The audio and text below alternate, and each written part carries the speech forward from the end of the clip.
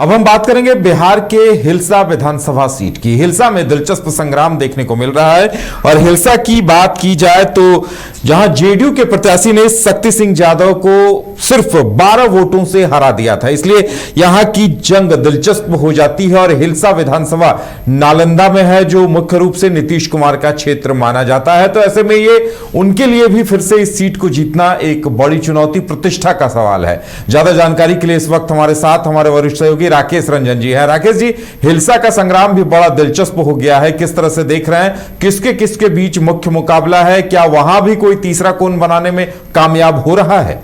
यह कोशिश की जा रही है जनसुराज के द्वारा कि यहां तीसरा कोण बनाया जाए, लेकिन फिर वक्त मुख्य मुकाबले में वही दो प्रत्याशी दिख रहे हैं जो पिछली बार थे। मतलब जेडीयू से कृष्ण मुरारी शरण और आरजेडी से शक्ति सिंह यादव। अगर आप नालंदा की बात कीजिए, जो वहां 7 सीटें हैं, उनमें से किसी एक सीट पर आरजेडी जहां सब कुछ झोंकना चाहता है और जहां से उसे उम्मीद है कि पॉजिटिव रिजल्ट आ सकता है, तो वो सीट हिलसा की है। हिलसा में पिछली बार जो है शक्ति सिंह यादव ने बहुत बेहतर प्रदर्शन किया था, लोगों ने उनका पूरा साथ दिया था और सिर्फ 12 वोटों से हार जीत हुई थी। तो इसीलिए आरजेडी को लगता है कि ये वो सीट है जहां पर परिणाम पलटा जा सकता है। दूसरी तरफ जो जेडीयू है, उसको लगता है कि पिछली बार एलजेपी के कैंडिडेट ने जो कुछ किया था वो अगर नहीं होगा तो फिर उसकी जीत आसान हो सकती है।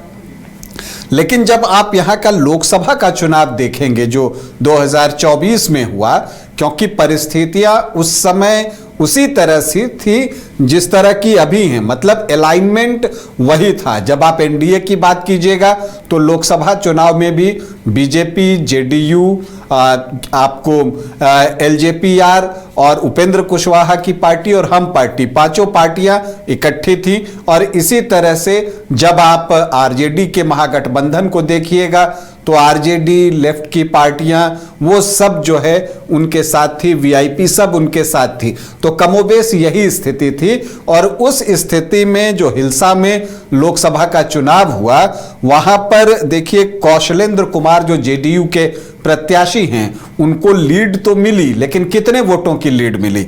सिर्फ 188 वोटों की।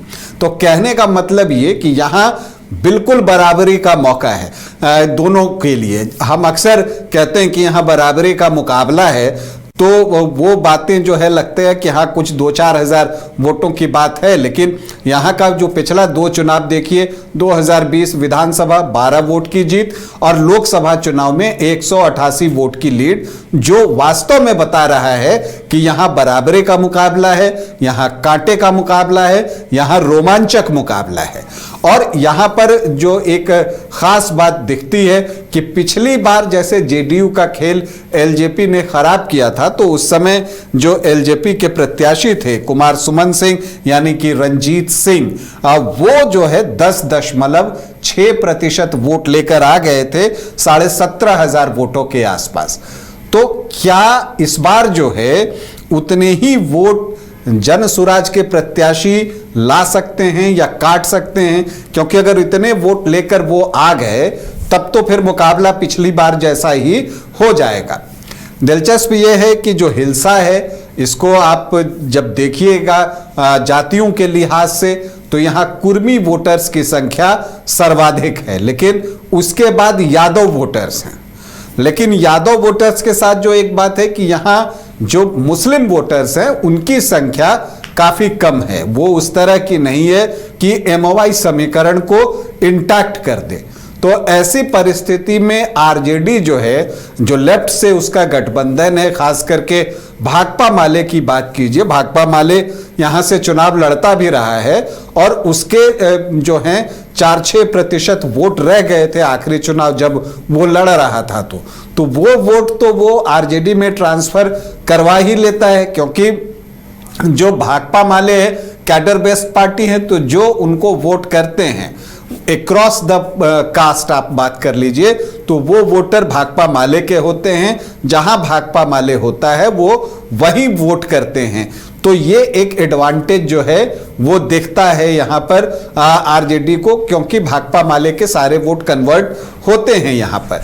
और इसके अलावा क्योंकि इतने से भी उसका काम चलने वाला नहीं है, तो इसके अलावा जो यहाँ पर अन्य अति पिछड़ी जातियां हैं उनमें से और जो अनुसूचित जाति के वोटर्स हैं उनमें बड़ी सेंधमारी करके आरजेडी अपने आप को मुकाबले में यहां बराबरी पर लेकर आ चुका है। देखिए, एक दिलचस्प बात है, यहां पर जेडीयू जो है लगातार चुनाव पहले जीता करती थी, और आपको बताऊं कि यहां पर नीतीश कुमार की समता पार्टी से लेकर जेडीयू तक उन्होंने जीत के परचम लहराए हैं। लेकिन जो 2015 में महागठबंधन बना था और जब नीतीश कुमार और लालू प्रसाद यादव साथ मिलकर चुनाव लड़ रहे थे, तो उन्होंने गुडविल में ये सीट जो है आरजेडी को दी थी, और तब शक्ति सिंह यादव यहां से चुनाव लड़े थे और उन्होंने जीत हासिल की थी। एक कंफर्टेबल मार्जिन से वो चुनाव जीते थे 26,076 वोटों से। तो सीट तो दी थी जेडीयू ने, क्योंकि उन्हीं की जीती हुई सीट थी। 2010 में यहां से उषा सिन्हा जीती थी जेडीयू के टिकट पर, तो सीट तो दे दी जेडीयू ने। लेकिन फिर शक्ति सिंह यादव ने अपनी पैठ यहां इतनी गहरी कर ली कि अब इस सीट पर वो जेडीयू को बराबरी का मुकाबला देते हुए दिखते हैं। और आप अगर 2020 चुनाव को याद कीजिए तो इस सीट पर 12 वोटों की हार जीत को लेकर कितने तरह के सवाल भी उठे।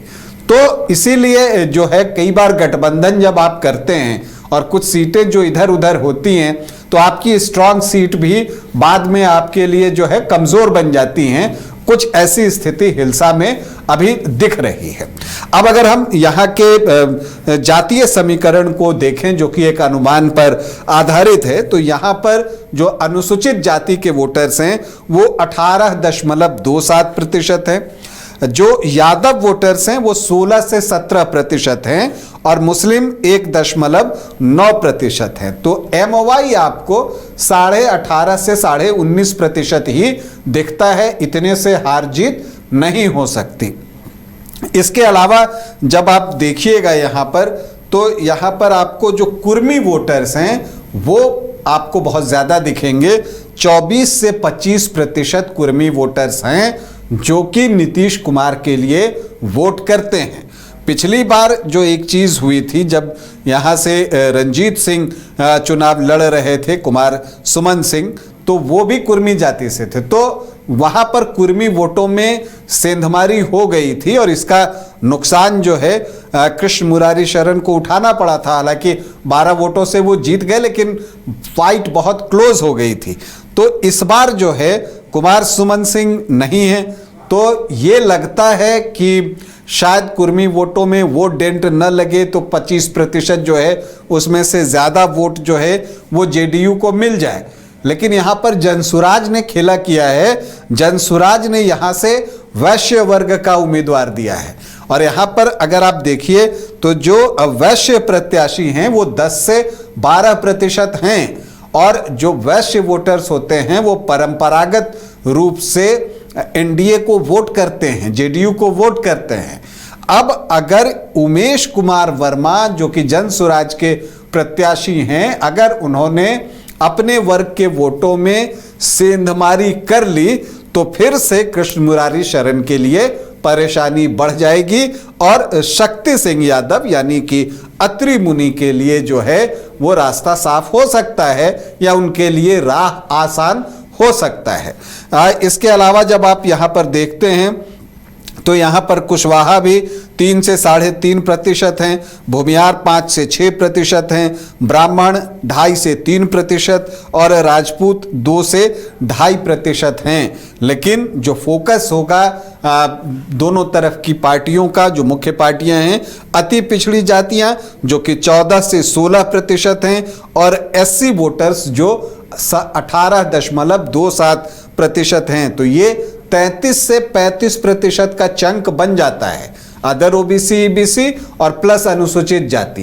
तो इसमें से बड़ा हिस्सा किसको मिलता है? पिछली बार जो है एनडीए को थोड़ा नुकसान हुआ था पासवान वोटर्स की वजह से, चूंकि चिराग पासवान अलग थे। 7.5-8% वोट यहाँ पर पासवान वोटर्स का भी है। तो क्या इस बार वो वोट जो है एनडीए की तरफ शिफ्ट होगा? लेकिन अगर सब कुछ हो भी जाता है, क्योंकि ये चीजें लोकसभा में भी हुई हैं, तब भी मार्जिन 188 वोट का ही है जेडीयू को जो लीड मिली है। और सामने देखिए शक्ति सिंह यादव भी कद्दावर नेता हैं आरजेडी के, तेजस्वी यादव के करीब हैं, लालू प्रसाद यादव के करीब हैं, कोर टीम में हैं, ये आप कह सकते हैं। तो यहाँ पर कद्दावर उम्मीदवार हैं और उनके सामने कृष्ण मुरारी शरण को भी पूरा दम लगाना होगा। लेकिन इन दोनों की लड़ाई में जनसुराज कैसा प्रदर्शन करता है उस पर भी निर्भर होगा। वो जीतें न जीतें, लेकिन परिणाम को प्रभावित जनसुराज के प्रत्याशी कर सकते हैं। तो हिल्सा में एक बार फिर से जो दिख रहा है वो कांटे का मुकाबला ही दिख रहा है। तो हिल्सा में कांटे का मुकाबला होना है, प्रतिष्ठा का प्रश्न है। अब कौन किस पर भारी पड़ेगा और जो तीसरा कोण जो बना रहे हैं वो उसकी वजह से किसे नफा नुकसान होगा, ये भी देखने वाली बात होगी।